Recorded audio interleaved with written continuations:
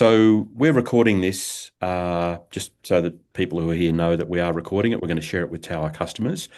Um, we're going to we've got a process we're going through today in a very sort of structured session. I'm going to introduce the people we have. So we have Gavin, who's here, and just yep, good. Gavin kind of sits on top of the tower business and he runs everything. We have Luke, who's our software development manager. And then we have our two guest performers. We have Tim, there we go, and we have Justin. So what we're going to do today is, in a very kind of structured, straightforward way, we're going to go through and demonstrate the AI tools that exist in our software today. We're going to go through that first, and then we'll open it up for questions and things people would like to see. So where we're going to start is Justin is going to show us how to add a product in our software. And he's going to do this, first of all, by adding a product, using the barcode lookup facility, remove an image background, and take us through those sort of basic steps first. So, Justin, over to you. Yeah, cool. Yeah, so as Mark mentioned, I'll go through the barcode lookup integration. Bit of a hidden gem in retail. I don't think too many people know it's here or use it. But essentially, it's an online database of, as you can see here, over 1.5 billion stock items. Now, any supplier can add their products to this database. But as a retailer user, you don't have to go onto this website. I'm just sort of showing you how many items exist on here. I'm just going to use this barcode here, but if I go back into retailer, no matter where you're adding that product from, so whether it's, through the point of sale, whether it's through, arriving an invoice or your stock screen, once you scan that barcode, I'm just going to scan it through the point of sale. You'll see here that this screen is basically saying, hey, I can't find that barcode in my database. So when I click on add and go through the wizard, you'll see that it performs a quick little barcode lookup. Now, what that's doing is that's cross-checking that barcode with that online database. And if that barcode exists on that database, it'll bring back all the info associated with that item. So as you can see here, it's populated a description for me. I have to give it a department, so I'm just going to use aquarium here for this purpose. When I go to my costing info, I'm just going to type in a random cost price here. That's going to use a retail price based on my markup or margin that I've got set. Otherwise, I can, put a retail price in there. Now, when I go next, it's grabbed images from that online database. In this case, it's just grabbed the one image. But while I'm here, I just wanted to show you another tool we've got. So really handy if you are sending stock to an online store. We've got inbuilt tools to remove background. So you don't have to go through Canva and those programs to do that. It's all in-house, which, yeah, saves you a heap of time. It's grabbed an extended description for me. If I go to my web settings, I can click on here. I can get AI to generate a web description for me. So I'm just going to remove what it's already brought across. But if I click on generate AI, it's another AI integration we've got within the software where, rather than sitting there typing, spending a couple of minutes typing a bit of a sales pitch about that item, you can get AI to do that for you. Now, obviously, you don't have the ability to have a salesperson online, selling this particular product. So having an extended description is really helpful in this case. Once I'm happy with it, save and exit. I can tick this little tick box to say it's a web store item. Once I click on finish, not only has that added that product into my database, but within a couple of minutes, it'll appear on my online store as well with, images, web descriptions, a web price, and other data points as well. So, just for clarity, Justin, there, what it's done is you've found the item through the barcode database. You've also used AI to generate a product description that's going to help people find the item more easily on your website. Yeah, yeah, absolutely. Yeah. So as well as bringing the stock items in, it actually adds the images, which, as I said, if you've got an online store, really handy for that. So, while we have you got an invoice that you can import using the AI import tools? Yeah, I do. Yeah, yeah. So this is definitely the favorite. So this is using our AI invoice import facility. Now, you know, I know we've had the AI tools previously, but this essentially turns any supplier invoice into an electronic file. So basically bringing the stock in electronically.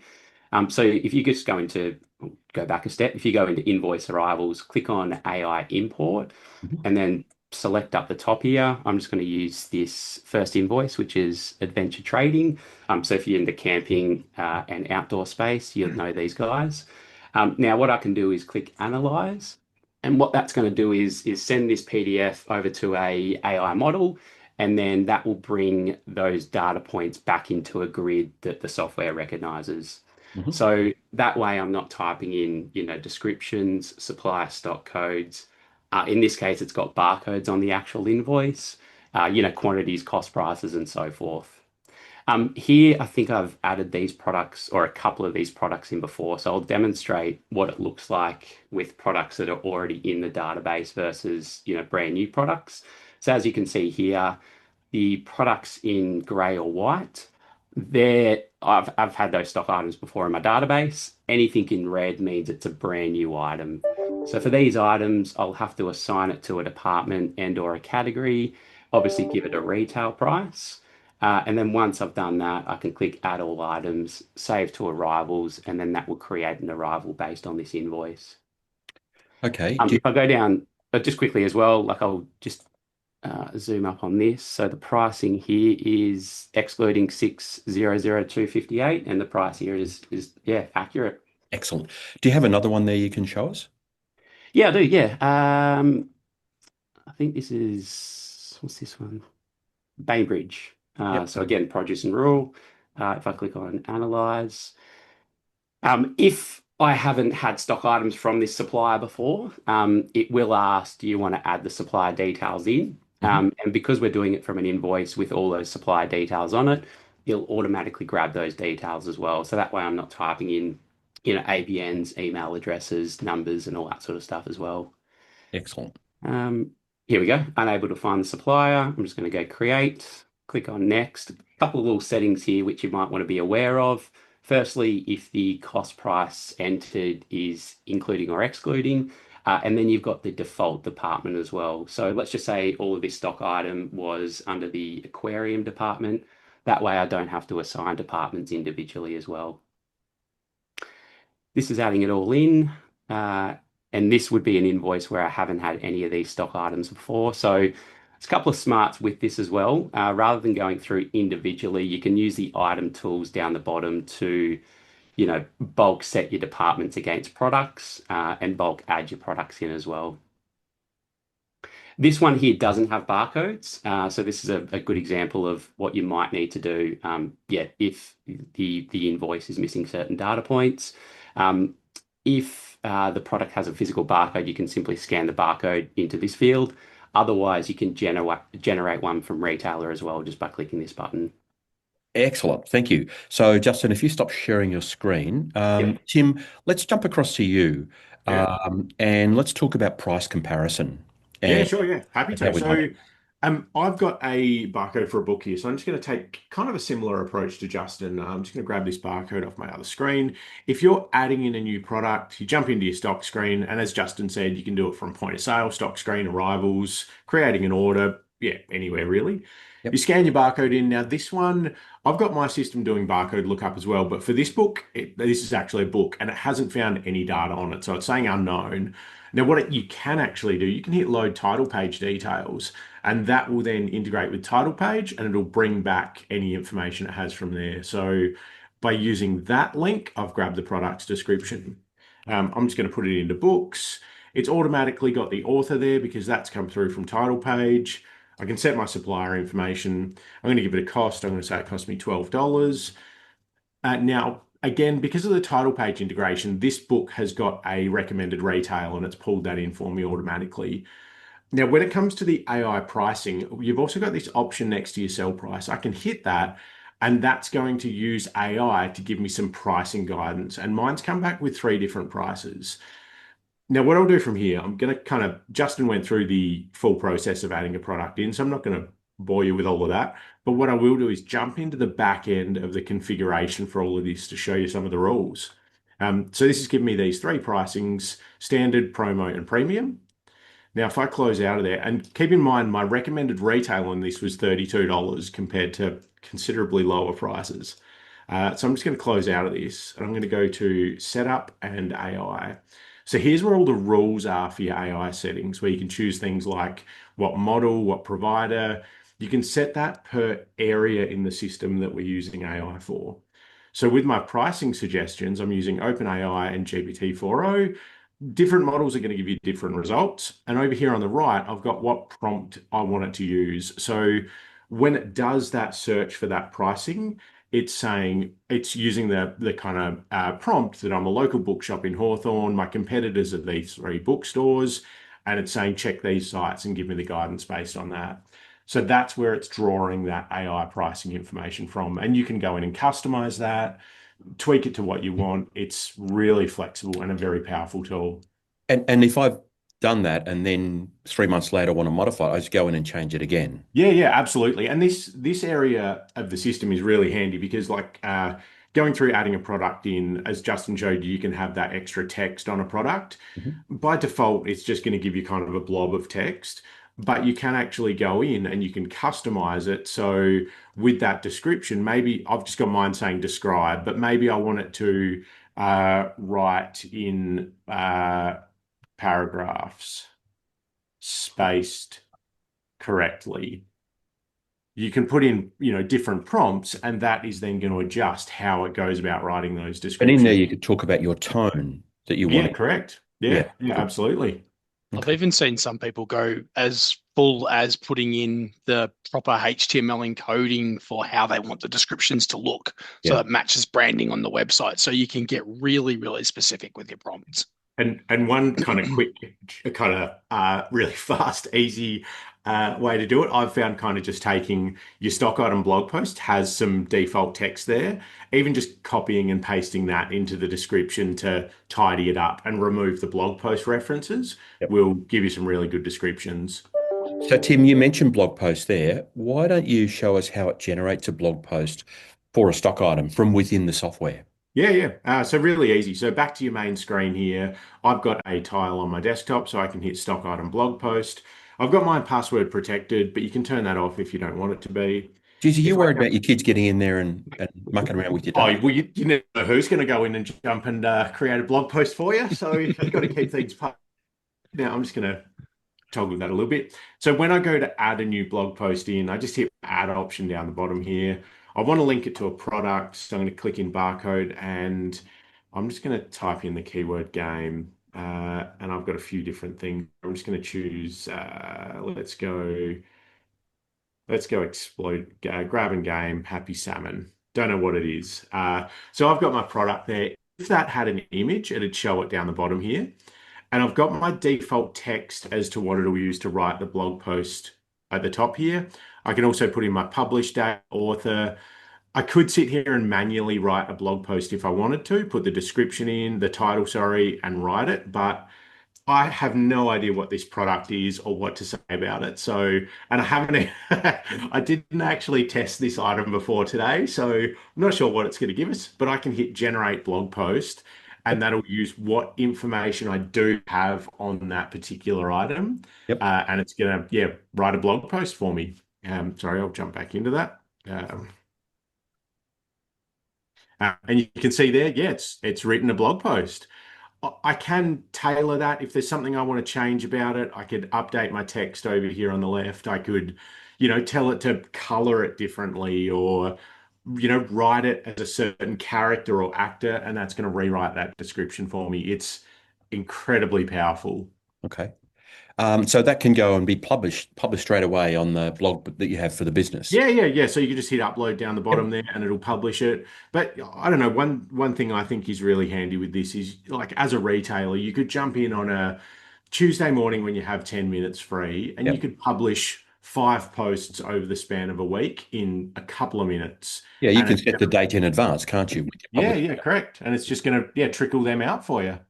Okay. Are you in a position where you could show us what the AI end of shift notes look like? Yeah. So, look, I mean, any of our customers are going to know what their end of shift process is, and they're quite possibly already getting those emailed through to them. So, I've got an example here. Thanks, Luke. So your end of shift is going to email you your daily sales summary and your takings reconciliation. The two reports you'll get out as part of your end of shift. What we do in the software now is when it sends you this, it'll also send you an AI analysis where it gives you a breakdown of what it sees in the data. So key performance highlights, sales trends, staff performance, even things like what's happening with the weather. It's Mhm. going to give you a summary of that. So yeah, really good if if someone's not in the business every day, or even just to get a third party view of what's happening in the business. This is a great tool for it. Yep, that's excellent. Hey, have you got a couple of invoices you can show us importing? Yeah, yeah, I have literally dozens of them. So Two good ones. the AI import, look, Justin went through it, so I'll kind of keep it quick. You've got stock, invoice arrivals, AI import. You come in here and select the file. I've got a heap here. I'm just going to choose Hunter Leisure. You get your preview on the left, and you can resize this. So if I wanted to make that as big as possible to kind of just check over it first, I can. I can shrink that back to then get this main area in the real estate. So now I'm just going to hit analyze. As Justin said, that'll use AI to read the data on that invoice. If it's, I don't know if I've imported this one into this database before. I don't think I have. It's just going to take a second to read it. And Uh, unlike, traditional EDI tools where it sort of works off one template for that supplier, this doesn't really work off any template. It just gets AI to do the rest. So yeah, yeah. Yeah. Good point. Yeah. So it doesn't matter where the description, the barcode, the pricing is. It can be in any kind of format and it's going to pick it up. Yeah, as Justin said, this one's a new supplier. So I can just say, yep, created in my system. The main thing I always want to set is make sure you put it into a department because then when it adds products in, it's going to apply that department's standard markup. So I'm just going to put these into games, for example. And so I've added my supplier in. That'll roll through and add the products in. Um, and yeah, I've got it all in the grid there. You can still customize these. So if I looked at this and I wanted to change a description at this point, I can. Once I'm happy with the data that's on there, I can then hit my little plus to add it in. And that will then give me some other tools. So then you can jump in here and you can do things like trigger it to be on your website or print a label on arrival. You get a bit more, yeah, depth of functionality by jumping into that screen. Do you And have a once you're happy with everything on there, you can just save it to your arrivals. do you have a different invoice? Do you have anything sort of a little more complex or less neat? Yeah, yeah. So let's have a look at. I've got a Hasbro one here. This one's relatively neat. Hang on, I'll try and find one that's not. Prestige Pet. This one's not too bad, but it is a little, it's not quite as good. So I'll use that. So analyze. Again, that's going to review it. And I can see on the left here, this one's missing things like barcodes. So it's got that as a supplier stock code, and my system's saying, well, I can't find a barcode on these, so it's giving it a generated barcode. And yeah, from there you can save it to your arrivals. And with that generated barcode, we could print a label to go on the product too. Yeah, correct. Yeah, so I could hit here and I've got to, yeah, just go in and, yeah, toggle my option there. If I didn't want an individual label for it, I could set it just to print a shelf label, for example. And if it's a shelf product, that'll only print a new label if the sell price changes, and it'll only ever queue up one of those for you. Excellent. Excellent. Okay. All right. Let's jump across back to Justin. And Justin, are you in a position where you could show us the Insights dashboard? yeah, absolutely.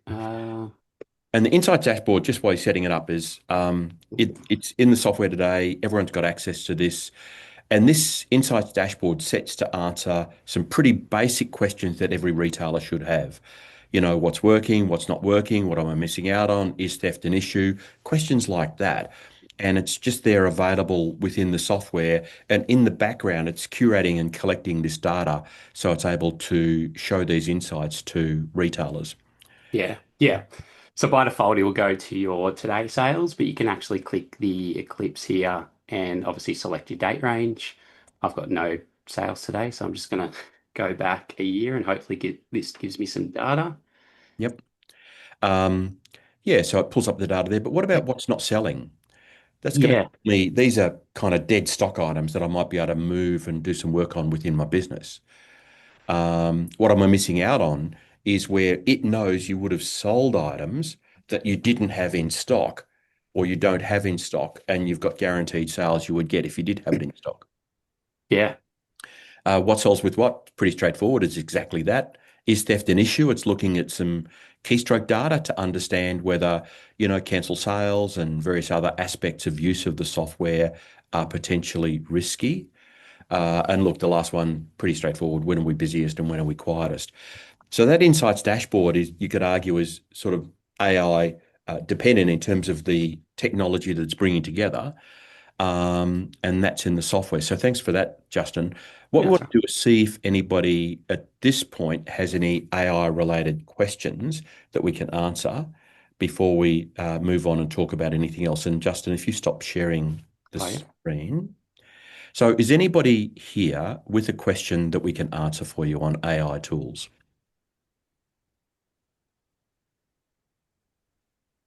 The temperature in the AI setup, the temp, the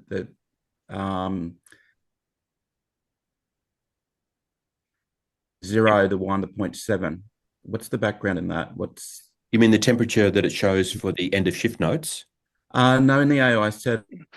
Yeah, so that specifically relates to ChatGPT 5. That needs a temperature setting. Basically, with ChatGPT 5, that has to be set to a number of 1. And so we've just got that there in case they change that model. But essentially, the temperature setting means how creative the AI can get. So if you set it higher than 1, it's going to be essentially more creative than it is at 1. So, but it only applies to ChatGPT 5 and above at this point. I just shared my screen just to show so that people know what all we're right. talking about. So if we're using Chat GPT 4.1, yeah, it has no effect in ChatGPT 4 and 4.1. And at this stage, I'd probably not recommend using 5 for pretty much any of the services that are listed here. One, it's more expensive.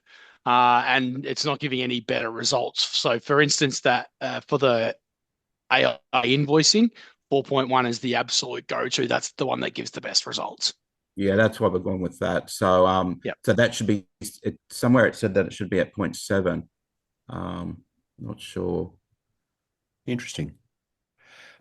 The lower the number, the less creative it is. Saying it should be at 0. Yeah. Zero is usually the best.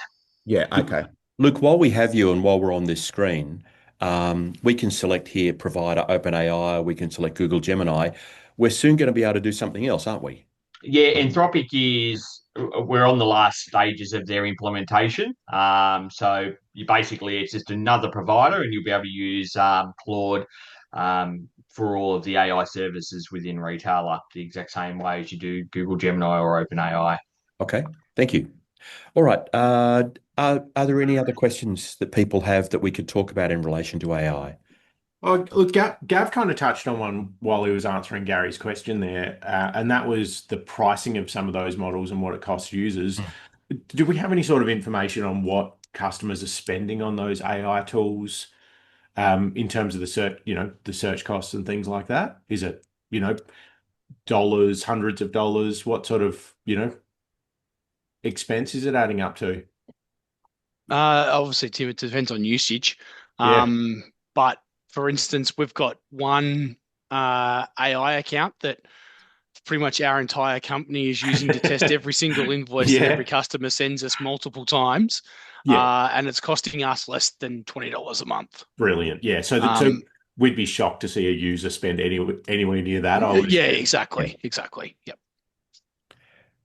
And look, that world is changing rapidly. So I think the providers themselves are under pressure to kind of not amp up their prices. I think the amount of competition there will only probably put a downward trend on that pricing as well, I would imagine. Yes. Yep. I've got a question just on end of shift. Yeah. Just wondering, I've got a couple of staff members that only do a few hours here and there. If we have someone gets a lotto payout, for instance, and it might be $1,000 lotto payout, they might make that that that staff member might make 5 sales totaling $300. The end of shift then says we need to look at this staff member because they've made $1,000 payout and only $300 worth of sales, so they're not performing very well. So that's one of the management directions that AI is telling me to do. So can I tweak that somehow so that we can exclude things to do with lotto, or I don't know, is there a way to adjust that AI report? Like Not with the blog posts you can, but is there something like that we can tweak it with the end of shift? not at this stage. There's a real challenge on what's when you start putting those sorts of exclusions in. The problem is it then can start excluding real data. Um, so yeah, at the moment we haven't got a way of actually excluding that effectively based on a particular department. It's something that we have been looking at. Okay. That's right. There's always a bit of a smile on your face when you read that one. I haven't tried this myself. Have you tried just telling it to exclude the payouts from your analysis? No, I haven't got into that section there yet. That'd be the first thing I'd try. I don't know whether it'll work. It might not. I don't know if Luke's tried it either. So exclude agencies from the report.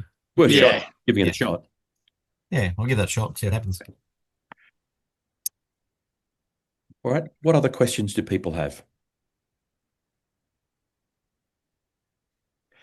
So, all right, no questions at the moment. Luke, I want to turn to you. And, I know it's the last question you want in terms of what's coming, but, we're like other smart software companies, we're working pretty hard in this area, along with other areas of the software. What can you speak to that you see coming down the line from an AI perspective? The big one that we can see coming is the ability to use natural language to do reporting on your internal data. So tell us what that means in English.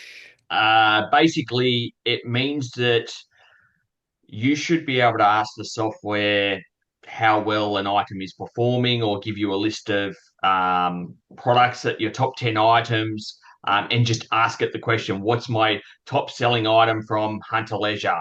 And it can go in, query the database in a language the database recognizes to provide you those results. So right now, if I'm getting information out of our software, I'm running reports. Yes. You're saying there'll be an interface where I can effectively ask the software a question about my business, and it will, to its best ability, come back and give me a response based on the data for my business. Correct. So in other words, the AI model is going to see the data being managed by the software as its knowledge. Mm-hmm. Okay. And so the thing that's interesting about that is retailers potentially have the ability to chat with the model about their business way beyond the boundaries of, linear reports that are limited by the very nature of the technology. 100%. It takes such a long time for a developer to create a report, design it, and make it visually appealing, and make sure that all the figures are right. Whereas with this natural language interaction with the AI models, it's done in seconds. Look, my personal view is that reporting in software is dead. It has no future, because it is, by its very nature, as you say, it's just so structured and, I'm going to give you this outcome. You've got to figure out what that means for you. Whereas with what you're talking about, my starting point is I want to run a more successful business. I want my business to be more successful. Success for me is profitability, it's enjoyment, time saved, and everybody on the team feeling good. And so I want the software to be able to help me do that. And because it's got the data already on how the business is performing, this interrogation that you're working on is going to give me tools as a retailer that I think are pretty exciting. Yeah, it's definitely game changing, especially from a reporting aspect. So where are you at on that project?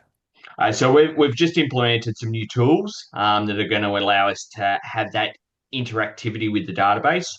Previously, people's databases have been very closed off. So with all the AI work we've done previously, we've always been sending data to the AI, not allowing the AI to interrogate us back. So it's about implementing um, some conditions in there and rules around how they access it and what they have access to and giving it context. So the next stage is actually getting some real basic functionality. Got to learn to walk before you can run. Is there anything else you can speak to in terms of kind of what's coming down the line from an AI perspective? Look, we're continually making changes to the way the AI works internally, and that comes off the back of all of the work that's happening at OpenAI, Google. They're consistently changing how the platforms operate behind the scenes, so we have to adapt. Otherwise, you're going to lose functionality. So I think we're on our fourth rendition of the AI tools being changing their endpoint and rewriting that aspect, which does make it challenging. You sort of think that you just write it once and that's it, but the problem is because they're evolving at a rapid rate, where we're consistently having to go back and reevaluate how these integrations work. So there's a bit of work happening there, and we are getting some feedback from people on what they'd like to see upcoming in the AI side of things. So we're taking those changes on board as well. Um, so I think the other day we had one with serial numbers. So we've managed to get the first element of that working. It's now just getting it to work within a retailer aspect. So let's pick up on that, sorry, because you opened that can of worms. Um, that means if I'm a computer shop and I'm getting products that have serial numbers, so invoices that have serial numbers for products, soon, once you've done your magic, I'll be able to load that invoice. It will create for me individual products by serial number and set that up in my inventory. Yeah, so the idea would be is that once it's analysed all the serial numbers, you'll be able to review those serial numbers for the individual items on the invoice, and then rather than re-entering these in at a later stage, that will just flow through against those associated product items. So Tim and Justin, thinking about that, you've got computer shops, possibly bike shops, Yeah, yeah. bike, Outdoor firearms. electronics, Yeah. yeah, appliances. Yeah, opens it up to a heap of industries. So that serial number ability with invoice import is going to be pretty exciting. Absolutely, yeah. So Luke, one final question from me. When you talk about the integration with OpenAI, with Google, with Anthropic, these aren't just things that on a whim you say, I'm going to turn it on. You've got to go through some work with the other side of it, don't you? With the companies themselves to do an integration that's acceptable. Yeah, there's certain compliance checks that we need to go through to make sure that it's going to work effectively and safely as well. Yep. Okay. And so it's not just you're just not standing up there saying, "Hey, we've got this thing." There's a structured process we go through to bring this to life. Yes. Yeah. Okay. Has anybody got any questions at all about AI and the software? Is there any advice as to keep up with what model to use? Like Gemini, ChatGPT, what versions of what? How do you keep on top of all that? Because it's just rapidly changing. Everyone's going to have their preference. They all tweak slightly differently to each other, Yeah. right? I mean, outside of retailer, with what I do in the business, I use Gemini, partly because I was on their beta program, so I had early access, and it just gave me a lot more confidence. But I think you guys, I mean, Gavin and Tim and Yeah, I pretty much only use ChatGPT. I don't use Gemini hardly ever. Yep. And for the invoicing side, I've found that to work pretty well. The one that surprised me straight off the bat was how well Anthropic works with particularly the invoicing side of it. So that more Hang on a second. No one's technical. got that version yet, Gavin. How Not have you yet, not that? yet. No. But I was surprised that, like, even with the first test that Luke and I did, it almost worked immediately. It was Well, that means our sales guys can get that and they can. Send me through a link, Gav. Yeah. sure. So that Anthropic one will be in the next update. But it would just amaze me how well that worked. And I think some tools will be better at other things than others. But and you just need to, we'll try and keep. The problem is it'll be based on opinion. So we'll probably put together a list of what we think are the best models for particular processes and what specific model works well with those ones. For instance, we've found with the invoicing of what's available now, 4.1 out of ChatGPT is definitely the best at handling the AI invoicing, and it seems to do a better job than Gemini does. I do think, But Gavin, that may change. Malcolm's question is a good question. Mm. And maybe in our customer email, we kind of just regularly revisit that question and see what our current advice might be. Okay. Yeah, I'm guessing when we were talking about dollars spent, $20 was an extreme amount. For me, I wouldn't mind spending a couple of dollars a month on best opportunity. So paid versions versus free versions of the. Don't use the free versions. Don't use. Okay. You particularly with the AI, with the invoicing model, you'll hit your cap in a heartbeat. So yeah, don't use the free. When I say we're using the $20, that's everyone in Tower uses the one account for the API. So all the testing that we're doing, all of Luke's testing with that he's doing, his testers testing, his developers are testing, I'm testing, the sales guys are doing demos with it. So we're probably using it 10 times more than what you would be using it on a daily basis. Yeah. If not more. So when I'm saying we're, around that $20 a month, that's with significant usage. So. Okay. Yeah. So we'd certainly just lean on you guys for a bit of advice on which way to go if we want for like a paid version, because obviously each Gemini and ChatGPT all have different levels, I guess. Yeah. One's best suited. So we'd say choose one, probably ChatGPT, and pay it, see how you go for a couple of months. You're going to see it's under that $20 and it becomes manageable, I think, at that point. With the way the ChatGPT one works, you just top it up and you have your credit card there, and every time it gets to a certain point, it just re-tops back up to whatever the amount is. So that's why I know ours is about $20 a month, is because that's what I set the limit at being at $20, and then it tells me each time it tops it back up, and I get that notification about once a month. So great, thank you.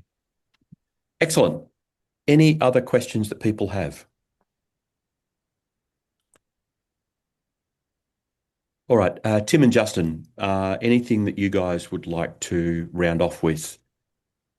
No. Look, I think we've pretty well covered it. Look, the only thing I was going to add was talking about the pricing of it. Like, I've only ever used the ChatGPT one, and I've found the results to be great. I haven't even switched mine across to Gemini to test it. But yeah, if you were going to try one, I'd say start there. Absolutely. Okay. And Justin? No, nothing from me. Okay. Great contribution, Justin. Thank you. All right. Thanks, everybody. We're going to put this up on our private Facebook group and share it with our customers. So thanks for participating. Thanks. See ya.